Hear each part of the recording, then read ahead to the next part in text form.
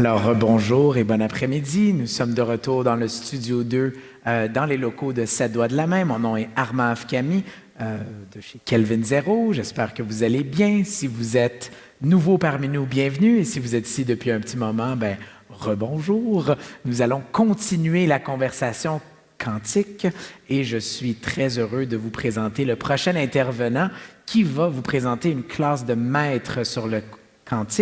So our next speaker will be presenting a masterclass on quantum, and I can't wait to introduce him. Alors, sans plus tarder, Sarra-Bournet, directeur exécutif de l'Institut quantique de l'Université de Sherbrooke, et il est là depuis sa création en 2015. Il a un doctorat en génie des matériaux de l'Université de Laval au Canada et un doctorat en génie électrique de l'Université de Toulouse en France. Et sa classe de maître aujourd'hui, on va parler de développement d'un écosystème en technologie profonde. Il va nous présenter une étude de cas de l'Institut quantique de l'Université de Sherbrooke. So without further ado, I'd like to present to you Sarra-Bournet.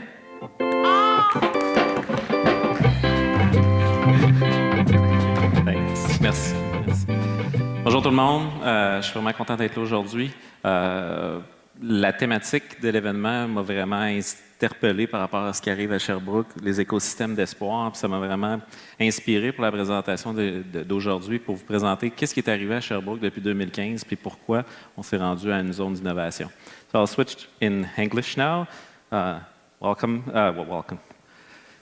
I'm really pleased to be here today. There will not be a masterclass on quantum because Shoini was there first. So I'll be more discussing about how do you build an ecosystem in a deep tech, and I'll be using a use case in quantum. The use case is the ecosystem in Sherbrooke. So first of all, Sarra-Bournet, so I got presented a little bit earlier. So I've got 2 PhDs, and then I did a postdoc at Australian National University. Why I need to tell you this is because I'm going to be the persona of those that I'm going to talk about today, which is someone who's gone all in to try to become a university professor. So what has actually happened is that after I did my postdoc, I came back here in Quebec and in Canada with a lot of skills, hoping to have an impact in society. And well, lo and behold, I didn't find a position as a university professor here in Canada or elsewhere in the world. So then I tried to find a job here in Quebec, and I couldn't find any.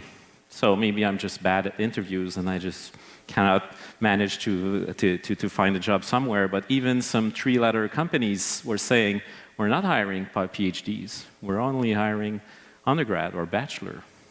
Even if I had the skill set of what they were actually trying to achieve, they didn't want to hire a PhD. Why? Because they had to retrain us. And it took a couple of years to retrain us, so they preferred hiring bachelor and not just PhDs. And in some ways, kind of, I want to contribute. I think I can really have an impact in society, but I just can't find how I can make it.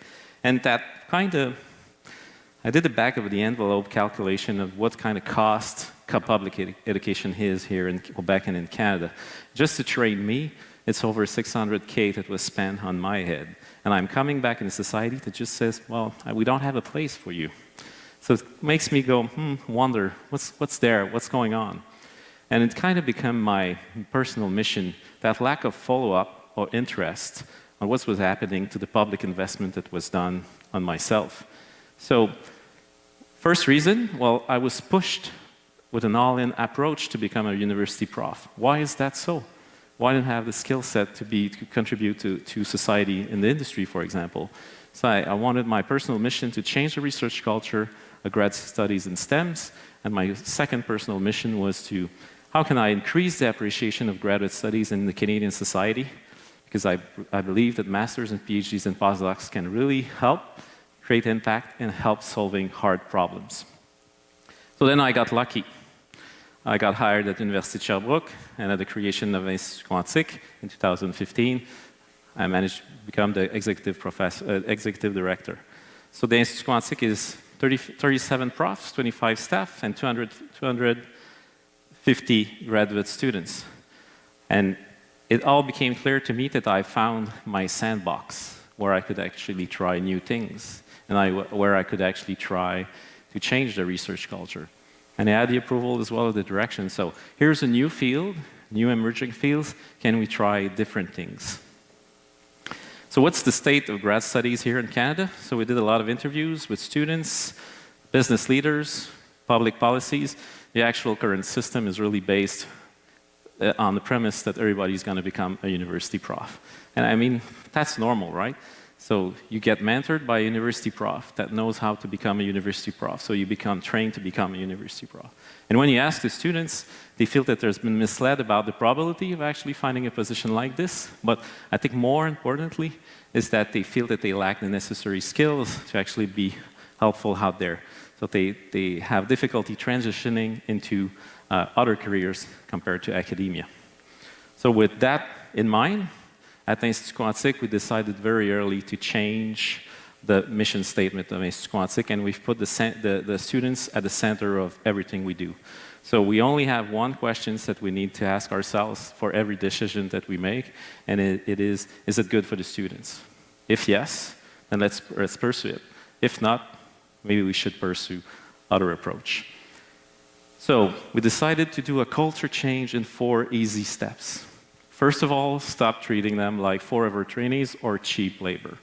So most of the grad students are, 23 to 30 years old. In any other circumstances, in real life, you would think that they're professionals, mature, you can trust them, you can give them projects, and they're going to deliver.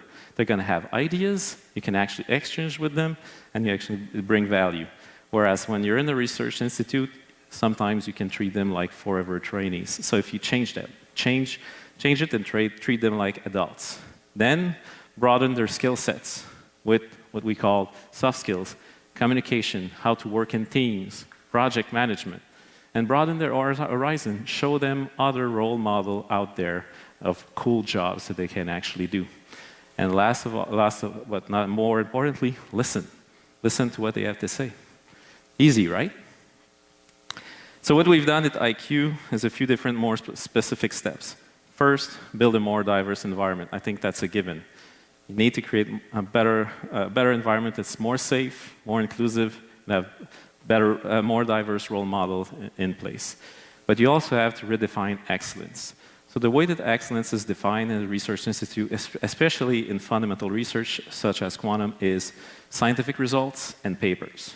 So basically, you've got 250 grad students that only define themselves by the number of papers that they have or the quality of their scientific results. And they're all piling over each other. So it's a competition, right? Can't be so good for your mental health because it creates a performance anxiety problem in here. So you publish a paper, you get maybe a few days of spotlight, and then what? You're worth more than just your scientific results and your papers. And one very important thing that we did very early is to open our seed funding program to students. So our seed funding program is a high risk, high reward, I would call it pre-seed or really early investment into new ideas that you want to try. What you would usually do in a research institute is that you would spend the money on the researchers, on the profs.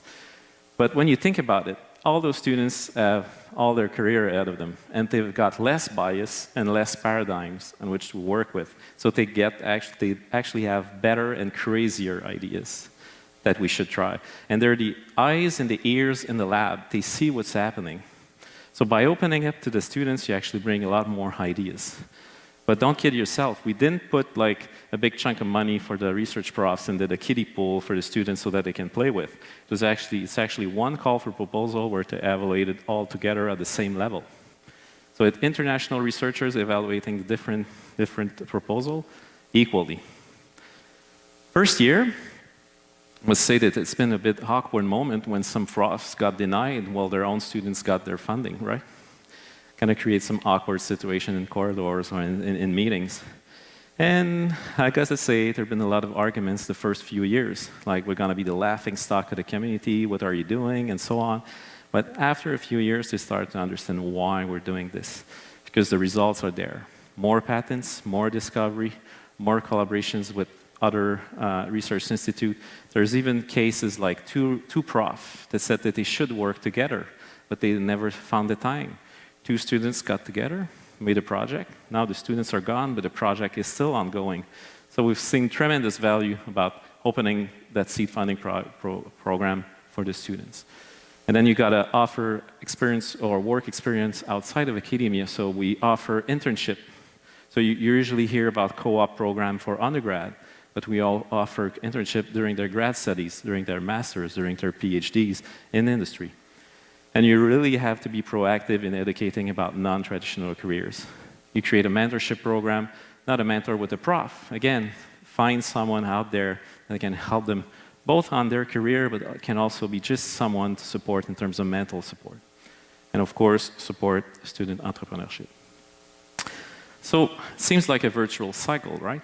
So you get happier students, they're more creative, they're more productive, they might even finish their master's and PhD more quickly because they get a job offer after their internship. So you would get happy researchers because they get more results, more articles, so they get more funding.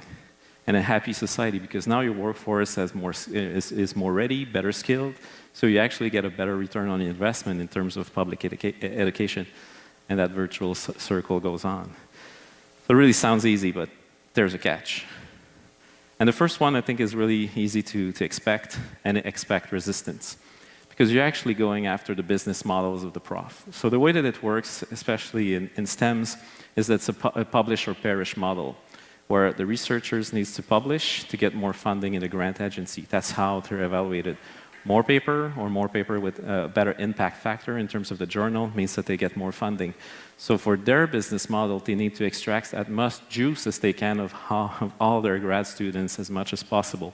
So anything that says you should let your student broaden their horizon, you should let your student do an internship, you should let your student do a different project so that they can actually explore something else, goes against what they need. What they'll say is, no, I want him in the lab, I want her in the lab, I want them focused. I don't want her to broaden their horizon, I want them focused on what I actually need. Of course, when you think about it, if there's a student that's really tired or the PhD is just dragging on, it's not productive. So we've got the data now that we can see that it's actually not useful to try to just focus on one thing, and that our approach actually brings better results. But it's understandable, I think, that first of all you would expect resistance because you're going directly after the business model of the prof.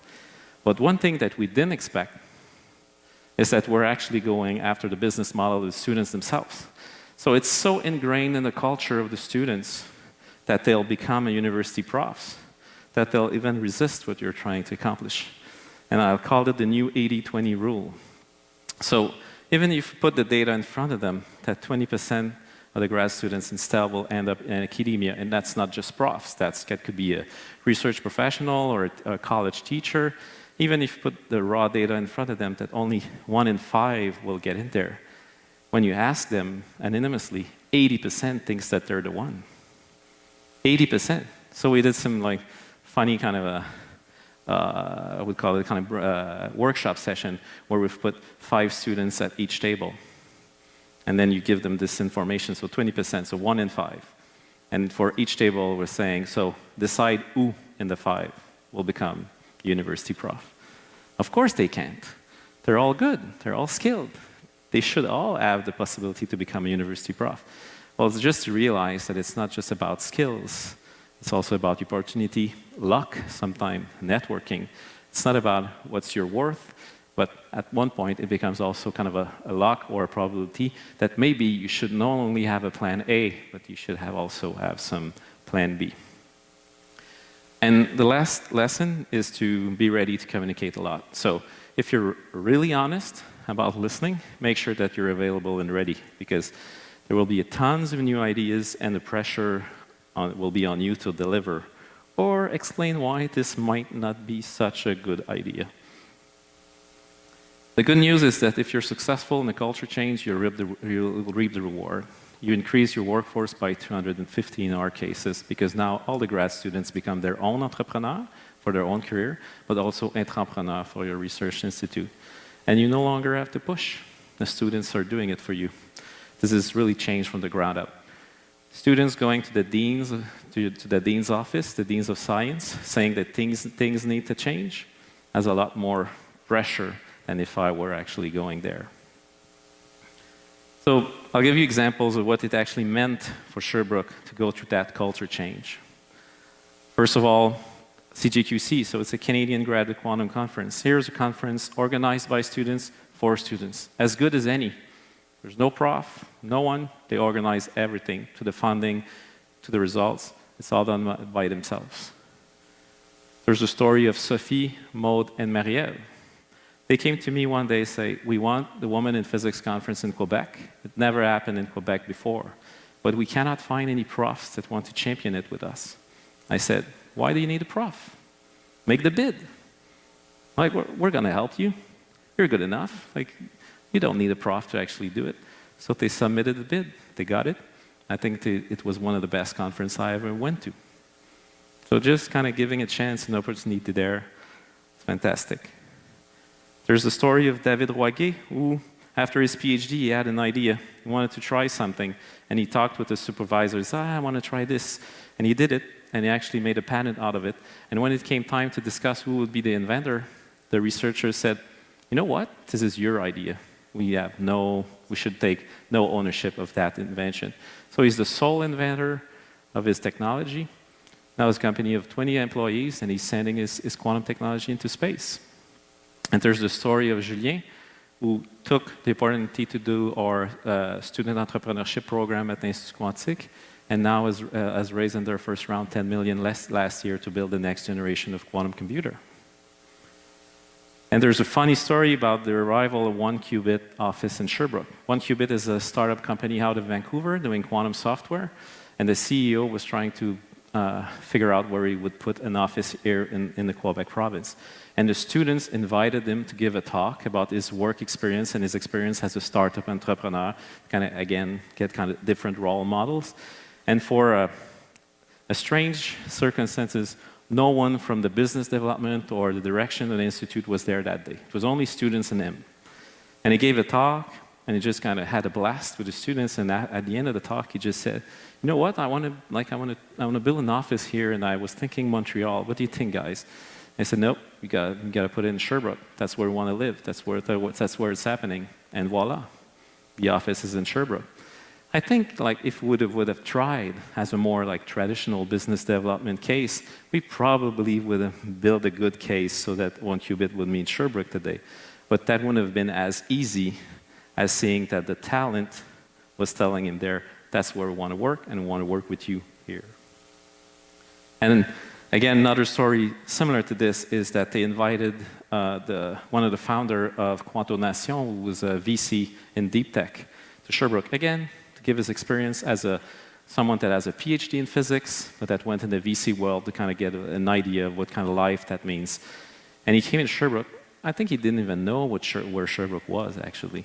Came in there, and with all the professionalism of the students that were there, and to see their sparkle in their eyes, and seeing all the ecosystem around, say, whoa, there's actually something here.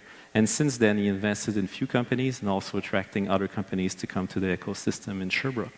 Again, because the student invited him to Sherbrooke. That pushes us as well into new research directions. So there's a Quantum for Climate initiative, for example, and also new research direction as a project called Quantum for a Sustainable Planet, where we're trying to figure out where quantum tech can be used in climate change or climate mitigation, and also the ethical, societal, and legal consideration of quantum technology. But this is coming from the students themselves. Because you're in a fundamental research institute, of course, like, those are really hard problems, but they no longer want to be in a world where someone would say, here's a hard problem, learn to love it, in 3 years, tell me the answer. They want to see their projects in a broader scope where they can actually have change or have impact in society. And that's coming from the students themselves. And having 250 new entrepreneurs means that some of them wants to try more to train their communication skills, that they want to go out there and do more scientific outreach and quantum awareness. So having that workforce going around and telling the good word about quantum means that there's a better quantum awareness going on in the Sherbrooke area, which is leading me to the Zone d'Innovation of Sherbrooke. So when the city decided on which topic they would choose for a bid for a Zone d'Innovation, we didn't even have to pitch for them because they knew already that they had something there. Because the students and everything that we've done before meant that they had something there. So we had a discussion at the panel before where access to talent is really the quantum advantage. So the city of Sherbrooke by themselves knew that this was one topic that they know that they could be good at. And then they contacted us. But that's all because of all the different steps that we've done before, because we're kind of the foundation to build an ecosystem around quantum. You actually need a talent pool. And knowing now that it's not just something about a few researchers, a world-class researcher in the university, but that you actually have the next generations of scientists and engineers that are eager to take part of that project as an innovation zone makes it a no-brainer. So we discussed a little bit earlier, Zone Innovation Sherbrooke is more than 400 million of investment in Sherbrooke, about 150 public, the rest is private, and that leads to a lot of different partners, startups, there's large corporations involved, investors, there's also incubators and accelerators. Part of it is due to that wave coming from the ground up, from the students themselves. So I would like to end the talk here on just saying, of course, disruptive tech need to change your mind and how change your mindset and how you actually use it. But it's also an opportunity where you can actually change on how you actually train. And empowering the next generation of scientists and engineers creates change from the ground up. By doing so, you'll be rewarded. And more on a personal mission, now seeing all the different students that I've seen go through the Research Institute, seeing them grow, thrive, in their new careers, for me, it's kind of a mission accomplished, and it's its own reward. So on this, thank you very much.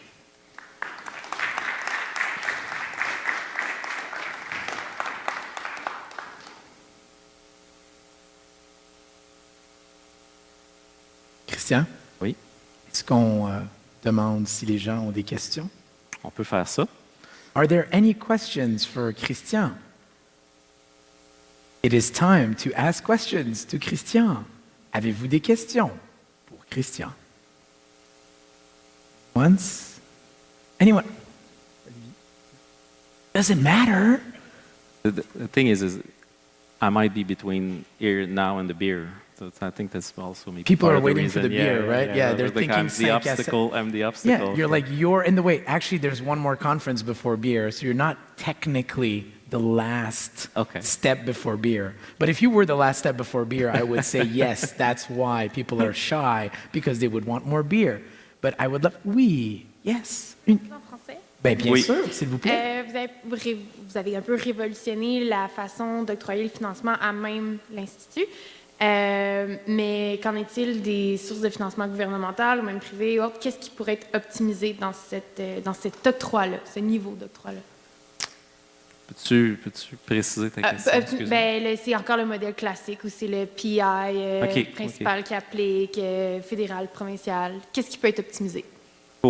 C'est vraiment s'attaquer au nœud du problème. C'est how do we fund research? As long as we keep that kind of funding agency strategy that it's all based on the excellence on the scientific results and the number of papers and the impact factor, and that you don't take into account all the different, how can you contribute to the research community and so on, we're in trouble. Like, this is something that needs to be changed.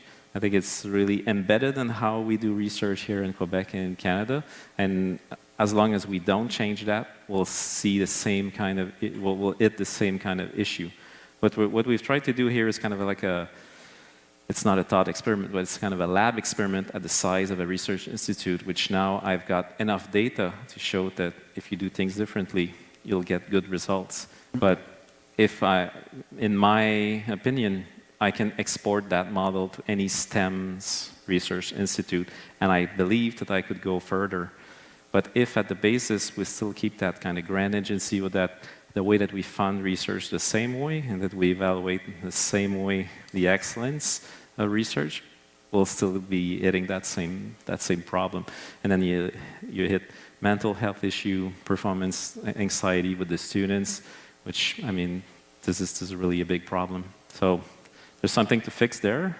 I hope that by this small effort, I can show that we can do things differently, but overall I'm more than happy to share a good word and hope that others will take the mantle and fight the good fight to see this change in terms of grant agency. Yeah.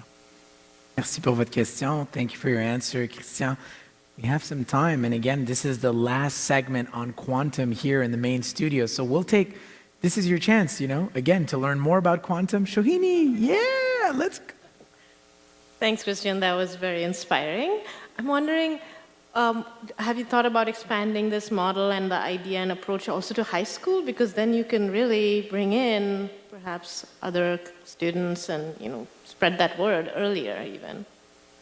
So as a research institute on grad studies, it's something that I can help with, but then which I think I will overextending my reach. But what we're doing now is like we're actually, in terms of college, we're going into college and with the students in the college. For high school, what the approach that we have is that we teach the teachers. I think this is manageable at my scale to try to bring you to a different way also of teaching science, teaching STEMs.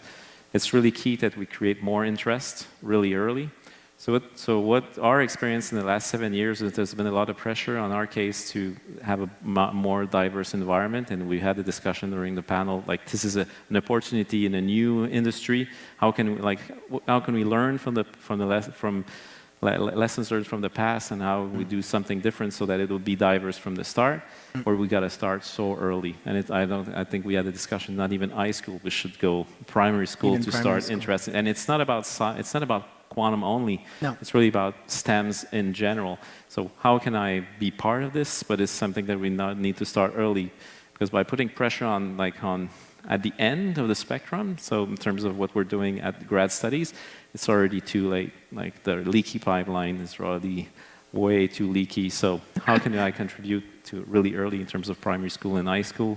We need to start there.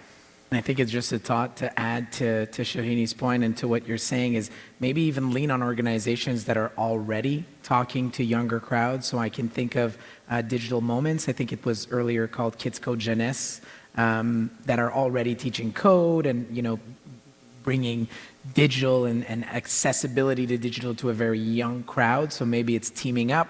Doesn't always mean that we have to fight that uphill battle alone. Maybe teaming up with organizations that already exist and adding that to the curriculum. Yeah, it's necessary.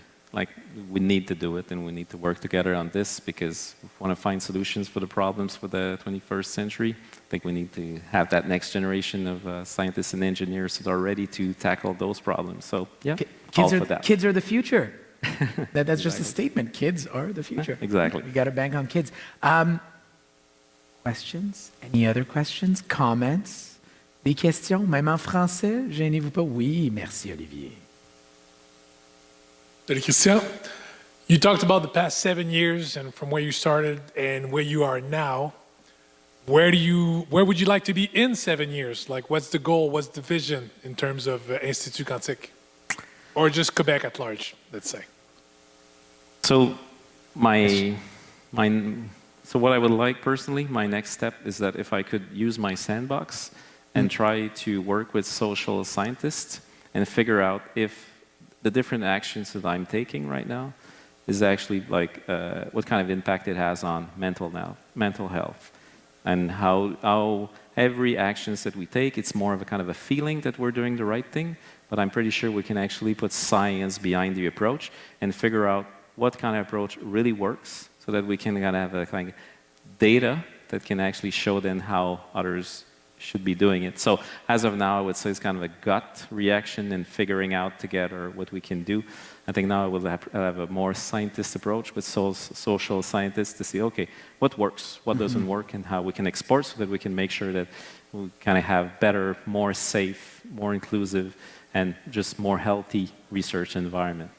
But in terms of like workforce, what I would like to see, so in terms of software engineers and software developers that at least have a few courses in quantum computing a little bit earlier so that they're in touch with this, so they're just basically create a quantum awareness. And something that I think is key is to understand that to do quantum, as Shoini was saying, there's about 5% of the technology that actually requires quantum knowledge. The rest is actually classical. So we can like tap in and engineering, computer science, even chemists, biology, and so on that could be together in the research institute so that we can find solutions to the problem of the 21st century together. Olivier, thank you, Christian. One more, two more, three more questions, 10 more questions. Yeah, I like it. Your name and your question. Samy, bonjour tout le monde. J'aurais une question. Je sais que vos étudiants ont déjà énormément d'idées de projets, d'entreprises peut-être. Comment est-ce qu'à l'extérieur de justement l'établissement, vous facilitez la collaboration avec des entreprises du Québec pour avoir des projets justement de recherche dans leur entreprise? Chaque université est différente. Je dirais que l'Université de Sherbrooke est assez ouverte au niveau, par exemple, propriété intellectuelle. So, in terms of intellectual property, University of Sherbrooke has always been flexible to figure out what's good for the company, what's good for the university, the students, and also the researcher. So, in that case, I mean, there's many funding programs that you can find out there. I would say that right now, research funding is in a fine place right now. What we need to do is to bring science out of the lab. There's a lot of different funding opportunity at this stage. I would say one of the challenges usually is IP. How do you figure that out? I would say that in Canada, we're in a situation where the different programs, there's enough funding out there to try cool things. The main challenge I've found sometimes is a partner would be too eager or aggressive on IP.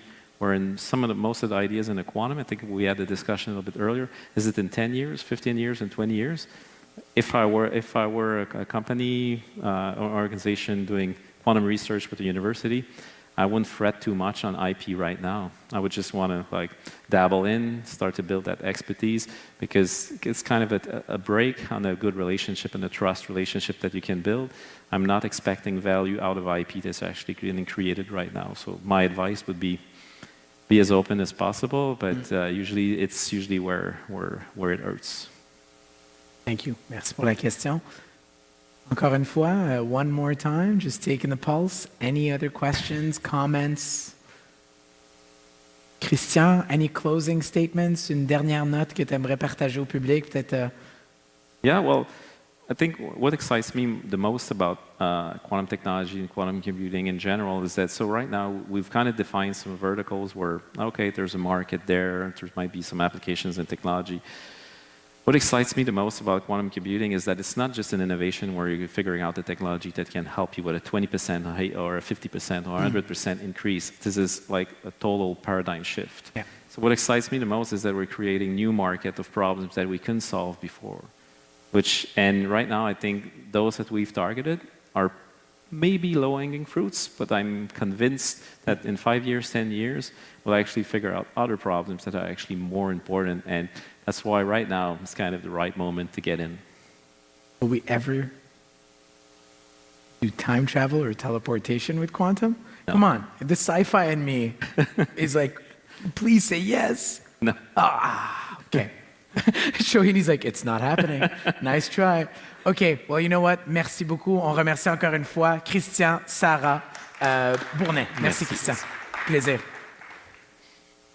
So, again, thank you, Christian, and thank you all for sitting into this lovely session on quantum, and thank you for all of your energy in this afternoon session. We've got another great conference starting in about 20-ish minutes, so we are going to take a small break. Again, on behalf of the entire MTL Connect and Printemps Numérique team, we thank you and we thank our partners, la Ville de Montréal and the Government of Quebec for their support. Of course, this lovely building, merci aux 7 doigts de la main, and all of the other partners that allow a day like today to exist. So we'll take a little break, about 20 minutes, one more conference, and then it's 5 à 7 happy hour time. Yes, beers are on the agenda, and our 5 à 7 is presented by our partner, National. Merci, à tout à l'heure. Thank you.